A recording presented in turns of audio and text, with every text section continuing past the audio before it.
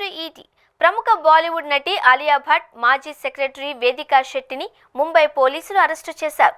నకిలీ బిల్లులను తయారు చేసినందుకు ఆమెను పోలీసులు అదుపులోకి తీసుకున్నారు.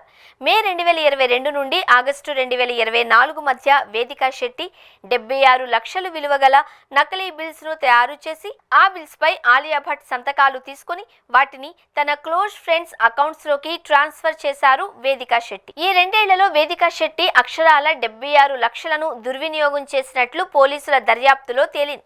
అయితే ఈ విషయంపై ఆలియా భట్ టీం ఈ ఏడాది మొదట్లో కేసు నమోదు చేయగా కేసు ఫిర్యాదు నమోదైన తర్వాత నుంచి గత కొన్ని నెలలుగా ఆమె పరారీలో ఉన్నారు. మొత్తానికి పోలీసులు 5 నెలల పాటు వెతికి వేదికా శెట్టిని బెంగళూరులో అరెస్టు చేసి స్థానిక కోర్టులో హాజరుపరిచారు. కోర్టులో హాజరుపరిచాక అటుపిమ్మట వేదికా శెట్టిని పోలీసులు జూలై 10 వరకు కస్టడీకి తరలించారు. ప్రస్తుతం ఈ విషయంలో దర్యాప్తు కొనసాగుతోంది. వేదికతో పాటు ఈ కేసులో ఇన్వాల్వ్ అయిన ఇతర వ్యక్తులపై కూడా పోలీసులు దర్యాప్తు చేస్తున్నారు. అయితే వేదికా శెట్టి చేసిన మోసం బయటకొచ్చాక ఆలియా తల్లి సోనీ రజాన్ పోలీసులకు కంప్లైంట్ చేశారు. ఆలియా భట్ కెరీర్ విషయానికొస్తే ప్రస్తుతం ఆమె ఆల్ఫా మూవీ షూటింగ్ లో బిజీగా ఉన్నారు. ఈ సినిమా డిసెంబర్ 25, 2025న క్రిస్మస్ సందర్భంగా ప్రేక్షకుల ముందుకు రాబోతోంది. ఈ సినిమాలో ఆలియాతో పాటుగా షార్వారి వాగ్ కూడా ప్రధాన పాత్రలో నటిస్తున్నారు.